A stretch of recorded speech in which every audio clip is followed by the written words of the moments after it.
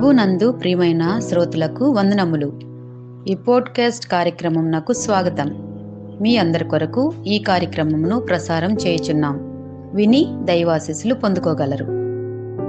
ప్రభునందు నా ప్రియమైన దేవుని బిడ్డలారా, మీకందరికీ ప్రభు పేరట ప్రేమతో వందనములు తెలియచేస్తూ ఉన్నాను.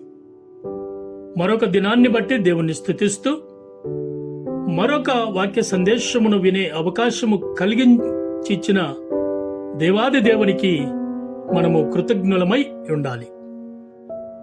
ఈరోజు మన యొక్క అంశము మోసెస్ ప్యాలెస్ ఎక్స్పీరియన్స్. అంశము మోసే రాజభవన అనుభవము. మన దేవాది దేవుడు సజీవుడైన దేవుడు. మనకు కలిగే లేక వచ్చే ప్రతి బాధలన్నింటి యందు ఆయన మనకు తోడై ఉన్నాడు.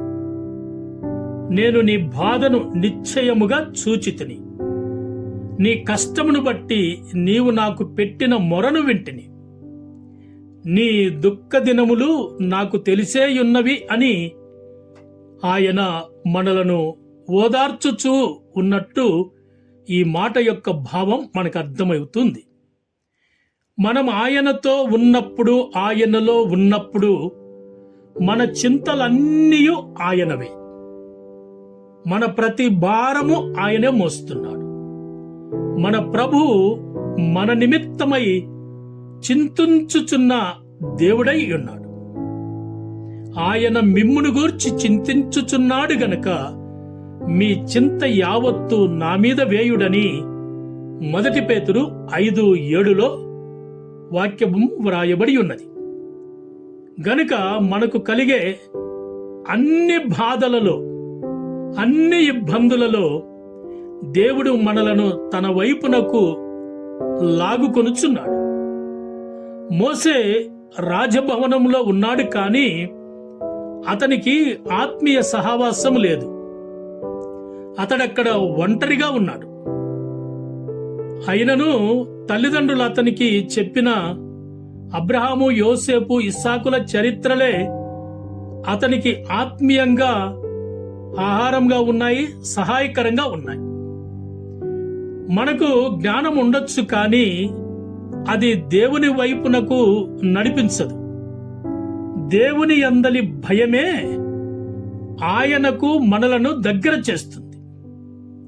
రాజకుమారుడుగా కాదు గాని ఒక సామాన్యమైన సాధారణమైన గొర్రెల కాపరిగా మోసే దేవునికి దగ్గరయ్యాడు.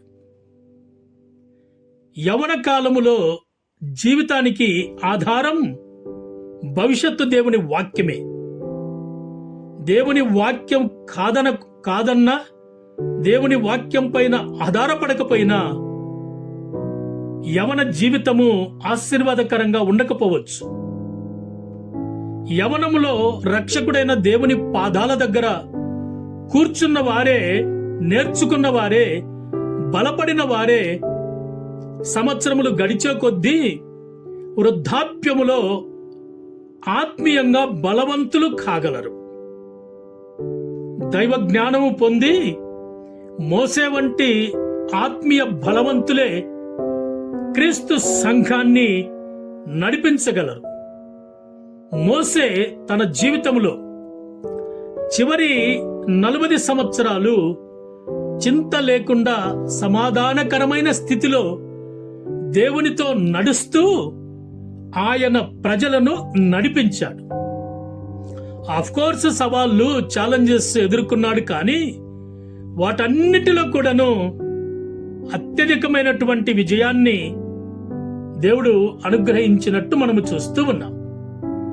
మోసేకు తన మార్గములను తెలియజేసిన దేవుడు మనకు కూడా తన మార్గములను తెలియచేసి ఆ చక్కటి మార్గములలో మనలను నడిపించేటటువంటి దేవుడై ఉన్నాడు. నీవు ఏ స్థితిలో ఉన్నా, నేను ఏ స్థితిలో ఉన్నా, దేవుని వాక్యంపై ఆధారపడి ఆయనను హత్తుకొని ఆయనకు దగ్గరై ఆయనలో ఆయనతో జీవిస్తేనే ప్రియులారా మనకు భవిష్యత్తులో సమాధానకరమైనటువంటి ఆహ్లాదకరమైనటువంటి జీవితాన్ని నీవు నేను జీవించగలుగుతాం. కాబట్టి మరొకసారి మన ఆత్మీయ స్థితిని పరీక్షించుకుందాం, వాక్యం పైన ఆధారపడదాం, దేవునికి దగ్గరగా ఉందాం.